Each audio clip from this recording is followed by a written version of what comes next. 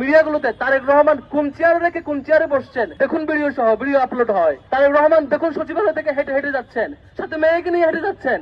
এই ভিডিও দেওয়ার জন্য সাংবাদিকদের সময় হয়, কিন্তু এলাকায় বাবার সামনে থেকে কিশোরীকে উঠে নিয়ে গিয়ে একাধিকবার ধর্ষণ করে হত্যা করা হয়। মিডিয়া একটু ইনভেস্টিগেটিভ কিছু বের করবে, সেই সুযোগ হয় না। প্রত্যেকটা ঘটনায় আমরা রাস্তায় নামবো, প্রেস রিলিজ দেবো, তারপরে সাংবাদিকরা নিউজ ছাপাবে, আর নয়তো তারা তাদের হাত বন্দি। গত কয়েকদিন আগে আমাদের এই পাশে টিএসসিতে দুইজন শিক্ষার্থী, ঢাকা বিশ্ববিদ্যালয়ের শিক্ষার্থী, লজ্জা লাগে, তারা এখানকার নারীদেরকে হেনস্থা করেছে। পরে আমরা পরিচয় খুঁজলাম, তারা ছাত্র দলের রাজনীতির সাথে জড়িত, সুতরাং কোনো বিচার হবে না। এখন পর্যন্ত দৃশ্যমান কোনো বিচার আমরা লক্ষ্য করি নাই। এবং আপনারা সাংবাদিকরা আছেন, সম্ভবত 2টা পত্রিকা নিউজ হয়েছে, 2টা পোর্টালে দেখলাম। এর বাইরে বাকি সাংবাদিক বন্ধুরা যে নিউজ করবেন সেটাও হয় নাই। এই যে প্রত্যেকটা ঘটনায় আমরা রাস্তায় নামবো, প্রেস রিলিজ দেবো, তারপরে সাংবাদিকরা নিউজ ছাপাবে, আর নয়তো তারা তাদের হাত বন্দি।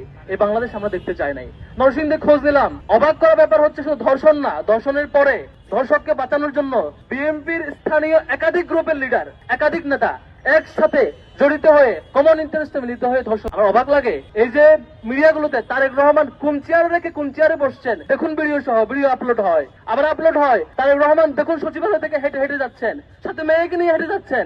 এই ভিডিও দেওয়ার জন্য সাংবাদিকদের সময় হয়, কিন্তু এলাকায় বাড়ির বাবার সামনে থেকে কিশোরীকে উঠে নিয়ে গিয়ে একাধিকবার ধর্ষণ করে হত্যা করা হয়। আর সেই ঘটনা স্থানীয় বিএনপি নেতা পুলিশকে ফোন দেয়, লোকজনকে ফোন দেয়, বাড়ির লোকজনকে হুমকি দিয়ে এলাকা ছাড়া করার ব্যবস্থা করে, তারপরে সামগ্রিক কাজে জড়িত হয় একাধিক নেতা, একাধিক গ্রুপ। মিডিয়া একটু ইনভেস্টিগেটিভ কিছু বের করবে, সেই সুযোগ হয় না। এটা লজ্জা আমাদের জন্য। আমরা মিডিয়া ভাইদেরকে অনুরোধ করবো, জুলাইয়ের গণ অভ্যুত্থানের শহীদদের বিনিময়ে আমরা বাংলাদেশ পেয়েছি। আপনারা সেই গণ অভ্যুত্থানের সঙ্গী ছিলেন, আপনারা পাহারাদার ছিলেন।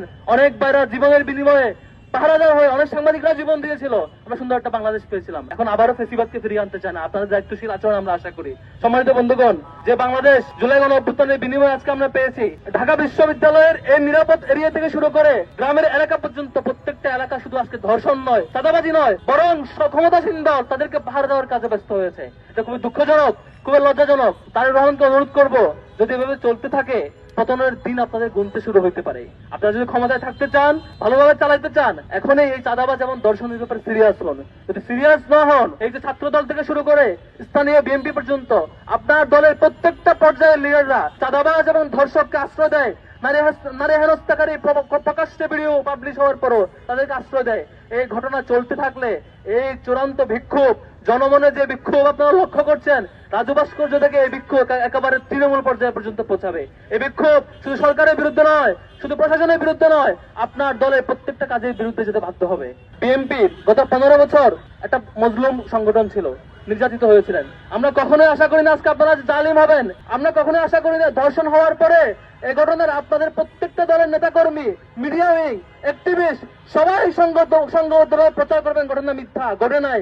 আপনারা জনগণকে কনফিউজ রাখবেন, পরে এক পর্যায়ে যখন ফাঁস হবে এই ঘটনা সত্য, তখন বলবেন আপনারা দর্শনের বিরুদ্ধে। তাহলে একদিন 2 দিন কই ছিলেন? কেন এই ঘটনা মিথ্যা দাবি করেছেন? এভাবে চলতে থাকলে খুব দুঃখজনক অধ্যায় হবে। আমরা আর অপেক্ষা করতে চাই না।